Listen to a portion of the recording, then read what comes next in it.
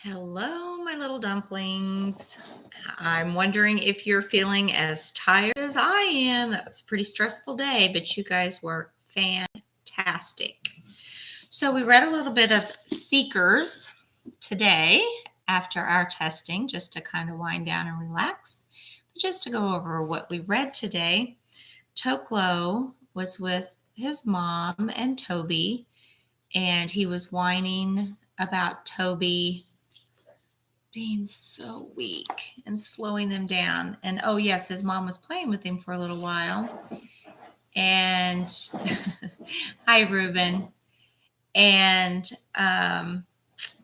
he was really enjoying that. And then Toby whined, and his mom went running off. So then Toko was upset again.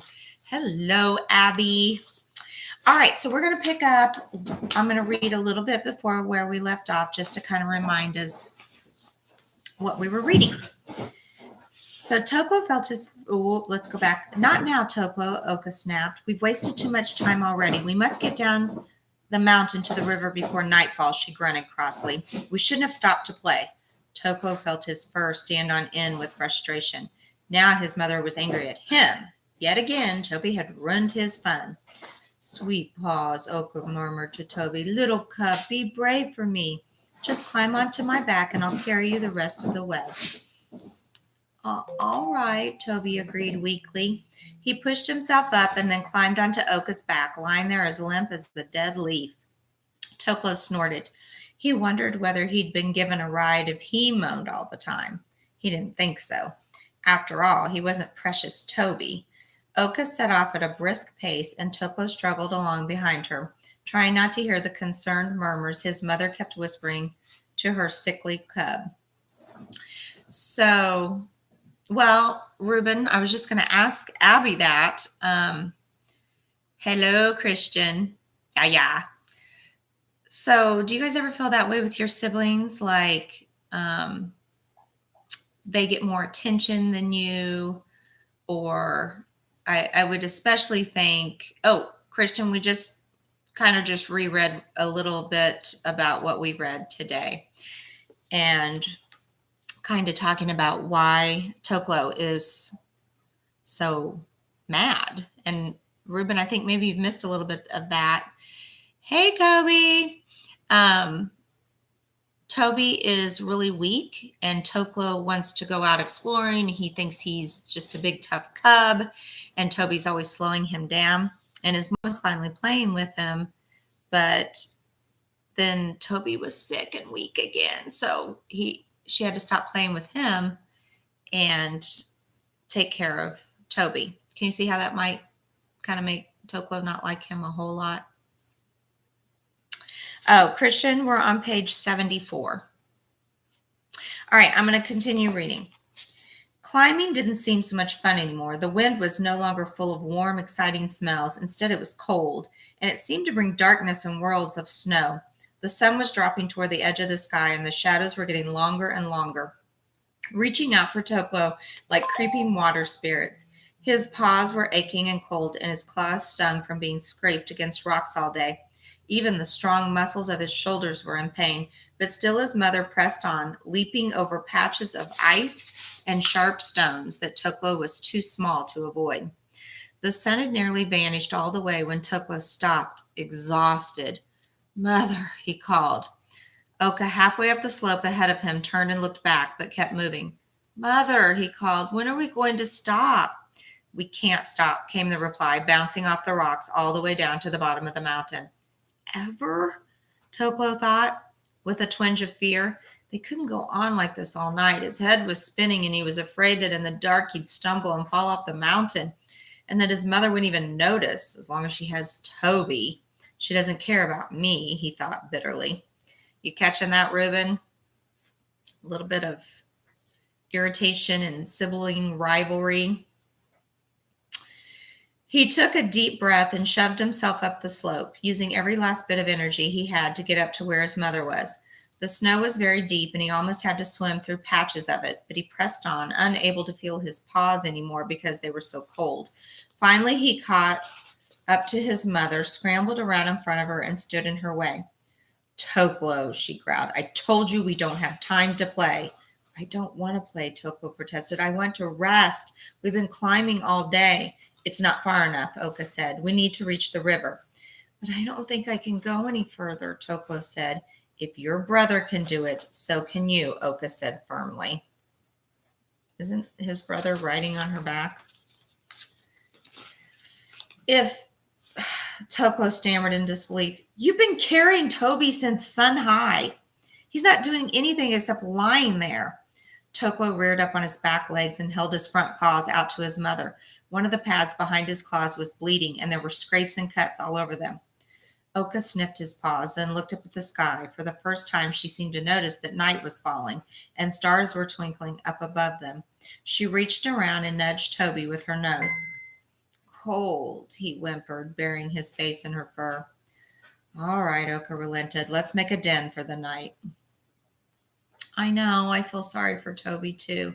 But you know what? I feel kind of sorry for Toklo as well. I don't think he understands that his mom really loves him, but,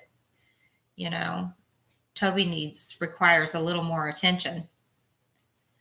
Just like some of you with your younger siblings, you can do more things on your own now. So your younger sibling maybe gets a little more attention. So Abby, you're making a connection to you're small, like the cubs are small? Not sure. He looked around and spotted a hollow under an overhanging rock. How about over there, he said. Oka grunted agreement and led the way to the sheltered spot. Toby slid down slowly off her back onto a pile of moss near the base of the rock. He curled up and immediately closed his eyes. Oka crouched beside him, licking his ears. Toklo sat down exhausted. His paws felt like cold rocks at the end of his legs. He glanced up at the sky, where one star shone brighter than all the others. Sounded like Wyatt complaining when you took a walk. Hey, Madison. I wouldn't mind being that star right now, he said to his mother. I bet it never gets tired. Oka looked up at it too. You don't want to be that star, she said. That is the spirit of a bad bear. The other animals imprisoned it there for doing something terrible, and now they move in a circle around it, taunting it. It's trapped, not free like us. I don't feel that free, Toklo thought, watching Toby gasp for breath. What did the bear do that was so terrible? Toklo asked. He disobeyed his mother, Oka said, cuffing him over the head with her paw. Now go find some branches. She dug the dirt and snow around Toby into a makeshift den, while Toklo nosed around for any branches that would help protect them. He didn't find much, but he did find a few mouthfuls of dry berries. He brought them back to his mother and brother, even though his stomach was growling like an enormous adult bear. Oka took the berries without thanking him and rolled them over to Toby. But when they curled up together and Toklo rested his chin in the soft fur on her shoulder, she sighed and did not roll away. I'm glad it's working again. You plugged it in, Ruben? Grim, pale light was glimmering through the branches and snow when Toklo awoke. He blinked his eyes several times, wondering why he felt so strange and cold. It wasn't just the uncomfortable ground below him. Something was wrong. Toklo shifted around and discovered that his brother was curled against his back, his paws tucked into his chest. When Toklo moved, Toby pressed his paws to his face, scraped them down his muzzle once, and then lay still. His breathing came shallow and quick and smelled funny. So there, Toklo's noticing that strange smell coming from Toby again.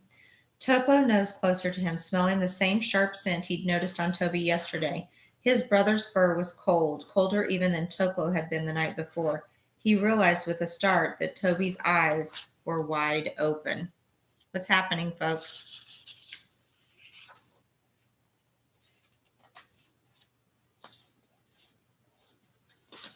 They're trying to get warm. Anybody else? I'm going to reread this part for those of you that aren't probably got your brain is a little tired from today. Toklo nosed closer to him, smelling the same sharp scent he'd noticed on Toby yesterday. His brother's fur was cold, colder even than Toklo had been the night before. He realized with a start that Toby's eyes were wide open. If Toby's asleep, why are his eyes wide open? Toklo put his face right in front of Toby's and waited for a reaction, but there was nothing. Toby's eyes were foggy, as if he were seeing clouds instead of his brother. Christian, we care how you smell, though. That's important. Oh, Madison. Madison is making a very good prediction. Toby, Toklo whispered. His brother's ears didn't even twitch.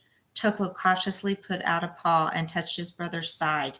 He could feel Toby's breaths getting faster, and then suddenly they went very slow. Toby, he tried again. Toby, are you going to the river? Are you going to be a water spirit? There was no answer. Toklo was afraid, but fascinated too. How did a bear become a water spirit? Toby took a long, shuddering breath, then went still. Toklo quickly drew back his paw. He sat up and sniffed along the length of Toby's body. There was still the sharp, rotten smell, but now something was missing. Toby's eyes were closed. He was dead. Toklo wondered what to do. He hadn't seen his brother's spirit go anywhere. Had it gone to the river? Was it still stuck inside his fur? He tried prodding Toby again, but nothing flew out. There was a movement behind him, and Toklo jumped. Oka was waking up, shaking her head and getting to her paws. She looked around in bewilderment. Confusion, right?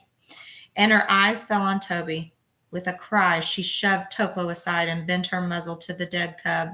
A low moan escaped her, and she rose up onto her hind legs and roared with pain and fury. The sound bounced off the rocks and rang in Toklo's ears. He crouched at his mother's paws, surprised that it didn't bring the mountain down on top of him.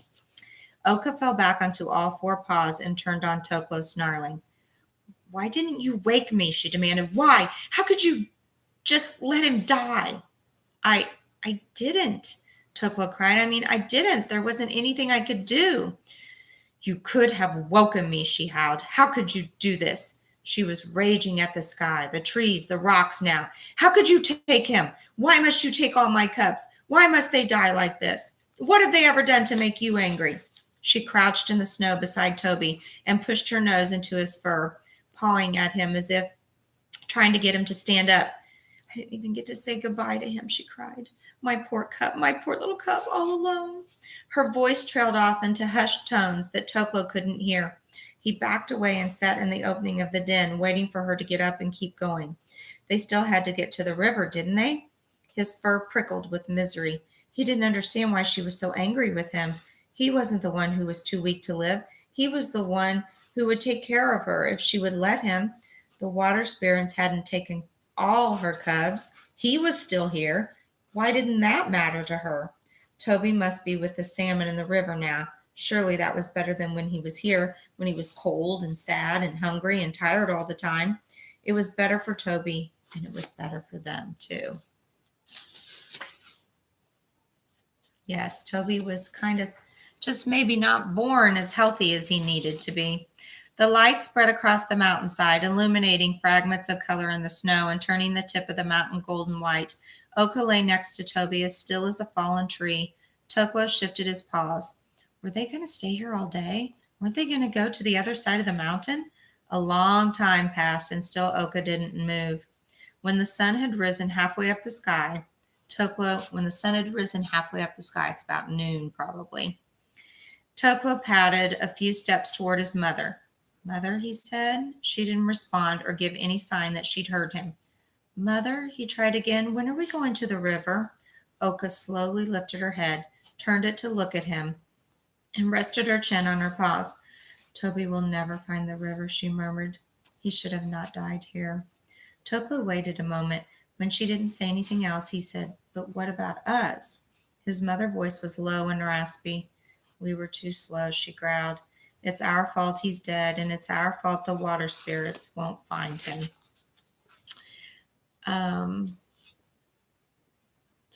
I'm so scared if he dies.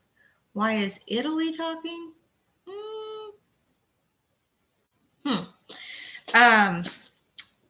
So you know what? Like, I get that Toby was very weak, and as a mom, you have to take care of your babies. But I do feel. Does anybody else feel kind of sad for Toklo? Because it's like she just is like, well, Toby's gone, and now there's no reason for us to get across the mountain. Anybody else feel that way? Yes, Toby's definitely dead. The little booger didn't make it, Abby. Why what, Christian? Why do I feel bad for Toklo? He did. That's right. Okay, well, that's actually the end of that chapter.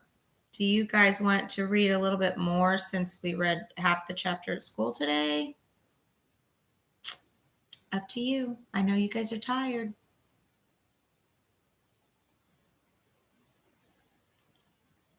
Why, Toby? Why? Oh, okay. So let's talk about that. They believe that if she didn't get Toby's body to the river, that his spirit would not. They believe their spirits live in the water, and that now his spirit has no place to go. I need to speak up? You got it. I never heard anybody tell me I was too quiet, Kobe, but I like it. Salute. Okay. Salute to Toby. See you, buddy. All right. We're going to read Kalik. Remember, Kalik is the bear, the polar bear that got separated. Her mom died and got separated from her brother. They're on the ice, and we're wondering if they can make it to land. Is that better, Kobe? Okay. Hope so. All right. As night fell, the storm died down, and Kalik was left in a silent, empty world. The darkness above her was filled with glittering or gleaming ice spots, and the ice underneath her felt thin and hollow, as if the water was trying to push through. Okay, I'm going to have to go turn on the light because I can't see the words. I'll be right back. Don't move.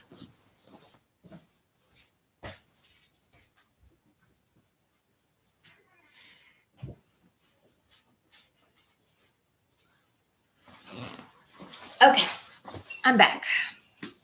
That's much better. Ooh, Christian, that's such a good question. It's almost like Christian asked, why is everyone dying in the story? The mother, now Toby. It's almost like these cubs are going to be all alone, right? Okay. Her mother was gone. She still couldn't believe it. How could Nisa be dead? Feeling was starting to creep back into Kalik's paws, and she could move her legs again, but still she lay on the ice. There was no reason to move. She had nowhere to go. She was all alone. Up in the night sky, she could see the outline of Sillaluk beside the pathway star. Maybe moosebird, chickadee, and robin were really orcas instead of birds, circling and trapping Sillaluk, and then devouring her until nothing was left but bones. A stab of fresh grief pierced Kalik's heart. Grief is sadness. And she pressed her muzzle against the ice. Was her mother's spirit down there somewhere, floating among the ice shadows? She didn't know how long she stayed lying there. She could feel her heartbeat slowing down and her body getting colder and colder. She was dimly aware of the wind sweeping snow across the ice to pile up against her back. She thought that if she lay there long enough, eventually the snow would cover her over, leaving just a drift of white, and she would disappear forever, just like her mother. Below the sound of the wind, she could hear water lapping nearby and the ice creaking beneath her. Perhaps the ice spirits were grieving for her mother as well.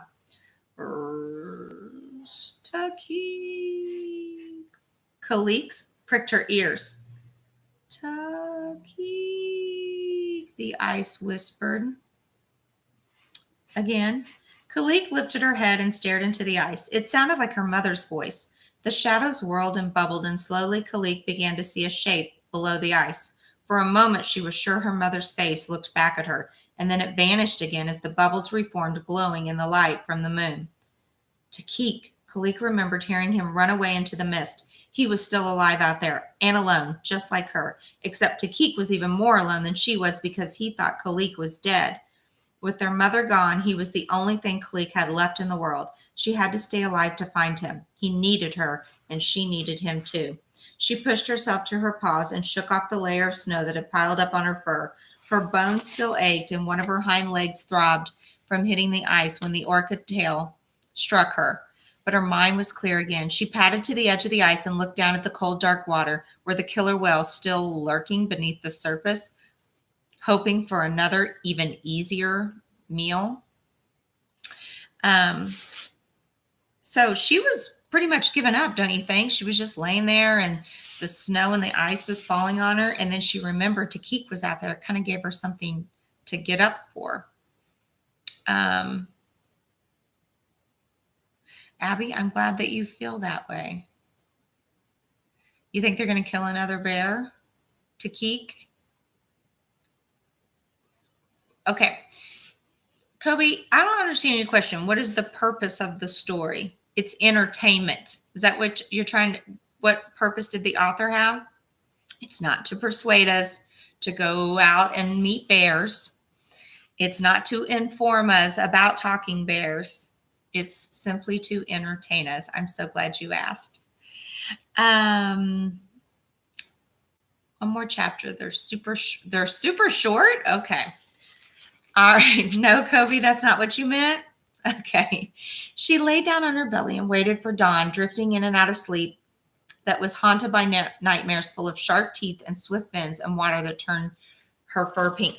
Can you imagine how scary it would be if you saw all those killer whales eat your mom and knowing that then you were going to have to jump in the water again to get to the next ice? Do you think you could do it? I don't know if I could. Scary. What's the lesson? What's the moral of what happened? Don't give up ever. That's what I think, Kobe. The moral is don't give up. Madison thinks all the cubs are going to meet up. That's kind of what Noah thought as well. Who needs help, Ruben, besides you? Gabby, that's a great point. If they met up, they could make a great team, right? The central, you guys are just making me so happy asking all these questions about reading. I'm so proud of you. All right, back to the story. Finally, the first rays of the sun peeked over the ice, bringing the snowscape to glittering life. Kalik was surprised by how much water she could see around her. The ice was melting as quickly as Nisa had said, but the shelf where they'd left her brother was still there, across the treacherous expanse of sea. If she wanted to find Takik, she would have to swim back to the other side. Kalik scanned the water carefully, searching for any orca fins. She took several deep breaths, waiting to be absolutely sure there were no whales in sight. Spirits of the ice, she whispered, please help me. The waves sloshed lightly over the edge and around her paws and in the soft lapping of the water. She thought she could hear the murmur of her mother's voice again. For Takik, she thought, and screwed up her eyes, crouched on her haunches, and leaped into the water. Oh, scary. Cold water swamped over her muzzle, making her cough and splutter. She started paddling her paws furiously, trying to swim as fast as she could across the channel. At last, her front paws hit ice, and she scrabbled for her claw hold. Panic shot through her when she remembered that she'd never gotten herself out of the water before. She'd always needed help from Takik or Nisa. What if she didn't have the strength to climb out on her own? She flailed her back legs in the water. Her white fur must be shining like the moon beneath the dark waves. Surely killer whales could see her from far away. Perhaps they were swooping in on her right now. She lay helpless, half in the water and half on the ice. Perhaps sharp teeth were closing in to clamp down and drag her under. Mother, help me! She lunged forward and was able to get a better grip on the ice with her front paws. Straining with everything she had, she hauled herself up until she could roll her back half up onto the ice. She rested for a moment, panting heavily. Would it be that hard every time? How would she ever make it to land? If only she had another bear to help her, a bear like Takik. Worry for her brother brought her to her paws, and she set out along the edge of the broken ice, heading in the direction that he'd fled. So again, her brother is what got her up and ready to go again. As she walked, she wondered where Takik would go and how he would take care of himself. He was always so playful and easily distracted. She wondered if he remembered any of the lessons Nisa had taught them. There was still so much they didn't know. It was too soon for them to be on their own. She made herself walk faster, desperate to find him. At least they might have more of a chance together. The sun was only a short way up the sky when Kalik came to the edge of the drift and faced another stretch of water. Her brother must have had to swim to go any further. Leaping into the sea was even harder this time, since the new battle she would face getting out on the other side. Once in the water, the current seemed even stronger than before, but fear and determination drove her on. Kalik was exhausted by the time she crawled out onto the other side, but she shook out her fur and pressed onward on aching paws. It was a long, terrifying day. The ice kept moving under her feet, and sometimes it cracked right where she was standing, plunging her into the freezing water, where huge chunks of ice slammed into her sides. Often the only piece of ice she could find to climb on to was a drifting floe, barely bigger than her mother's back, and she could only stay on it a moment before she had to jump back in and swim to the next one. If she was lucky, the floes were close enough together for her to jump from one to the next, but more often she had to paddle between them. She knew she was losing time whenever she stopped to search for orca fins before leaping into the water, but the memory of her mother's final cries still echoed in her ears. She was all Takik had left. She had to stay alive to find him. As the sun rose higher in the sky, the air grew warmer and warmer, beating down on Kalik's fur. She panted with exertion, and sometimes jumping in the water was actually a relief. At least it cooled her down. It wasn't only concern for her brother driving her on. She knew she had to get to land before the ice melted completely. She could not be stranded in the bay too far from land. When the last of the ice melted, she couldn't see any trace of land from where she was, and she knew she'd never be able to swim for long enough to reach it from here. Fortunately, she could tell which way the land was from the scents that were carried on the wind. They were strange and tangled up, but unfamiliar enough that she knew it was somewhere different from her world of ice and snow and black sea. She hoped that Takik had figured out the same thing and that he was traveling in the same direction. Maybe he had even found land already. But what would he do when he got there? Neither of them knew anything about survival off the ice. Nisa would have taught them and kept them safe while they learned. Type of easy meal, like eating meals easy to find. Yeah, but the thing is the meals on land, do they even know what meals they can eat, what's safe for them to eat, or how to find anything to eat? Kalik blinked, trying not to think about her mother. She had to focus on finding her brother, and then together they would learn how to survive. Dusk fell. Okay, dusk is that time, well, like right now, it's like dusk. The sun is almost completely gone. Okay, and so the moon's getting ready to come out. Dusk fell, and still Kalik kept walking as far into the night as she could before her paws were too tired to take another step. At last, she stopped on the most solid piece of ice she could find and slept until another day dawned, clear and frighteningly sunny. She didn't just hate the sun now because it made her too hot. She hated it because it made the ice vanish beneath her paws. Her belly growled with hunger, and she kept losing her footing on the ice, slipping off the edge into the water several times. Her paws were wide, and usually they felt perfectly suited to the slippery, smooth surface under paw, but now they were so tired and numb that she almost felt like she was walking on stumps of ice. She could tell that she was getting closer to the land because there were fewer chunks of big ice and more stretches of fast-moving water. Her fur was constantly wet, and she spotted several large birds swimming in the water and flying over the ice. They were gray and white, the color of a snowy sky, and they made loud squalling noises that hurt her ears. She's sleeping on the ice because that's the only place for her to sleep. She's still out in the water and there's no land yet. Yeah, have you ever been to Oceans of Fun where you have that little part where you can hold on to the ropes above, but you jump on the tires? I feel like that's what I'm picturing in my mind that's happening to her. Kalik was stumbling with hunger by the end of the day. I forgot she hasn't eaten either. The sun was setting in a blaze of orange and red when suddenly she spotted another white bear almost a sky length away across the ice ahead of her. "Takik!" she yelped. She began to run, galloping across the snow. "Takik!" The bear spun around, snarling, and she saw that its muzzle was red with blood and a seal carcass lay at its paws. It was much too large to be Takik. This bear had seen the last burn sky and was big and angry and ready to protect his food. Skidding to a halt, Kalik spun around and ran. She didn't look back until she reached the next stretch of water. With relief, she saw that the bear hadn't chased her, but the sight of the seal had reawakened all her hunger, and she couldn't think of anything but food. She swam to the next patch of ice and padded further onto it, sniffing the air with one scent firmly in her mind. At last she found a hole in the ice that smelled of seal. She sniffed all the way around it, as she'd seen her mother do. She could remember how Nisa lay down by the hole and waited patiently for so long. I think it's a bad bear, Kobe. Yes. And Dusk Till Dawn. Yes, I did see that movie. Not sure why you watched it, though. It's good. And orca fins. Orcas are those killer whales that killed her mom, Abby. So that would be the fins on them.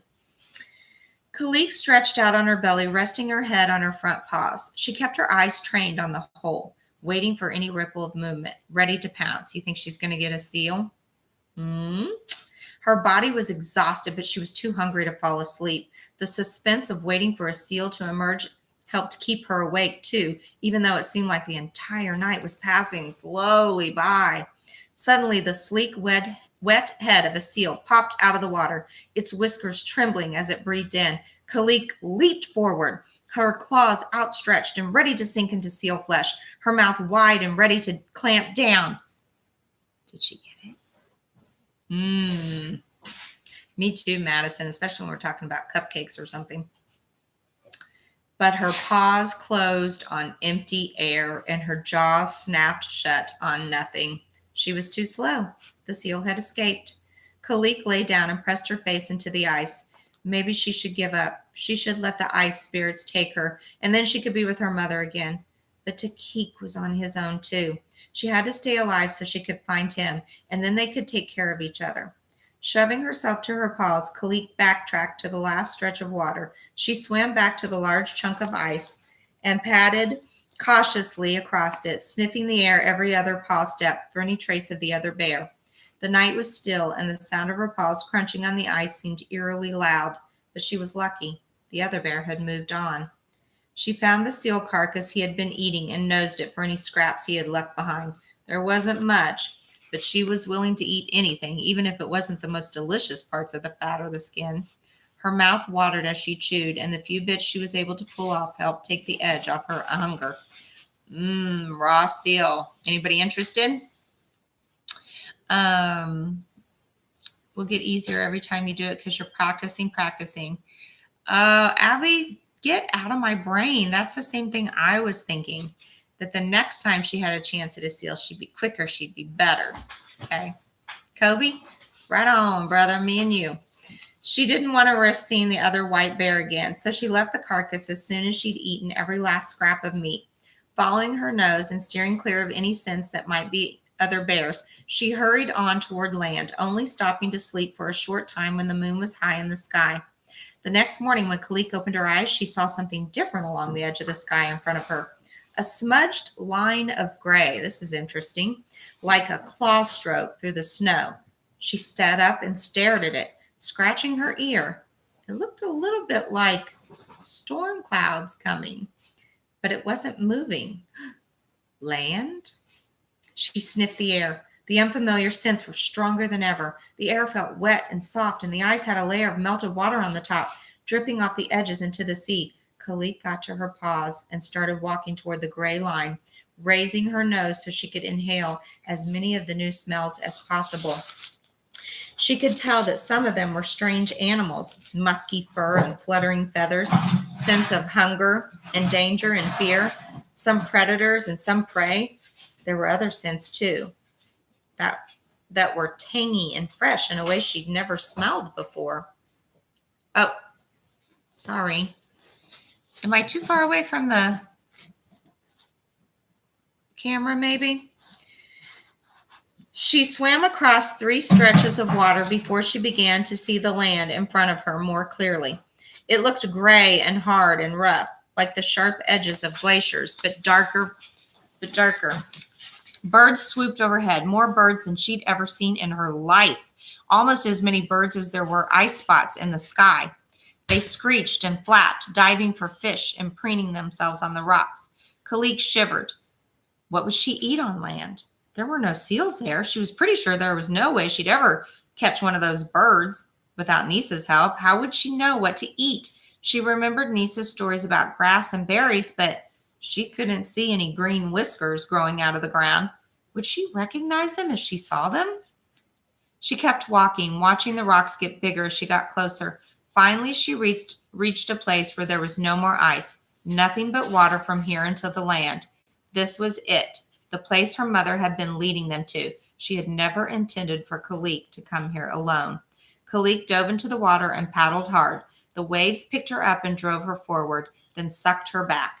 They were stronger than anything, even her mother's paws, and she couldn't control where she was going at all. No, Abby, she's not going to always be on the ice. She's found land. And fruits at Sonic. Probably Camp Princess. It's going to be fall soon. No, it's still summer. All right. Spirits of the white bears, she called, gasping as water poured into her mouth and nose. If you haven't melted into the sky yet, I just want you to see what's happening here. Somebody's getting impatient for me to play with him. He brought his toy over. Okay, we're almost finished with this chapter. Spirits of the white bears, she called, gasping as water poured into her mouth and nose. If you haven't melted into the sky yet, if any of you are left in the water, please help me before you go. Large floating pieces of ice pounded her on every side as she swam closer and closer to the rocky shore. She was nearly there when a wave seized her and smashed her into a large rock. A jolt of pain shot through her. She scrambled with her paws, trying to grip onto the rock, but the surf dragged her back into the open water again, shoving her under. Salty water surged over her muzzle, and she struggled desperately forward, scraping her claws on the rock as she wrapped all 4 paws around it. Okay. Have you guys ever been in the ocean? Do you understand that she's like caught in a tide? And if you haven't been in the ocean, it can be really scary because the waves are so strong that it's hard to swim against them. I can't die now, she thought. Takik might be waiting for me on land. He might be only bare lengths away. It took all the strength she had to haul herself onto the top of the boulder. But finally she heaved herself free of the sea and stood, panting for breath, on the flat, hard rock. From there she could jump to the next rock and then clamber over smaller ones until at last she stood on shore. No more ice, guys. Her paws sinking into a pebbly brown surface that she guessed was the dirt her mother had told her about. She shook the water out of her fur and breathed in deeply. She'd made it. She was finally on land.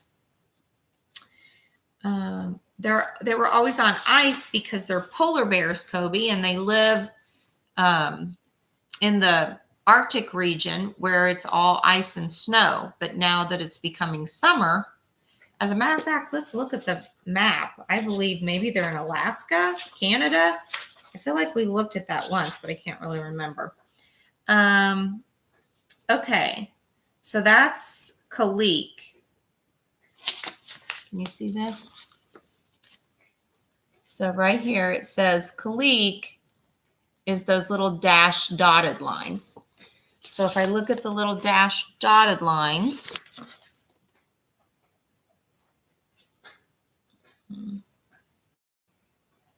yeah, it's all up here, going from Alaska to Canada to Greenland. Show Brock. Brock's not here. Yes, they were learning to swim when the orcas attacked, so she's doing pretty good, right? The sense that she's looking for, like she smells with her nose. So she's smelling grass and dirt and all kinds of animals she's never met. Kobe, you think Takika's dead? She keeps talking about him. It's the only thing keeping her alive. You think he's dead, though? Could be. I mean, it was pretty hard. It's pretty crazy she made it out of there, right? Let's see. Tomorrow night, we're going to get back to Lusa in the bear bowl. Wonder what's going to happen. All right, guys. I got to go to bed. Y'all wore me out today. Is anybody tired from that test today? I'm so proud of all of you. You guys were amazing, truly.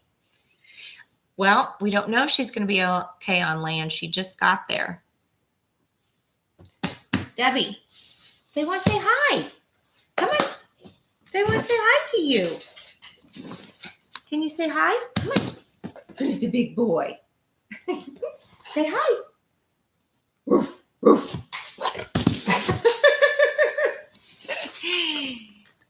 All right, you guys. Have a good night's sleep. I'll see you tomorrow for math.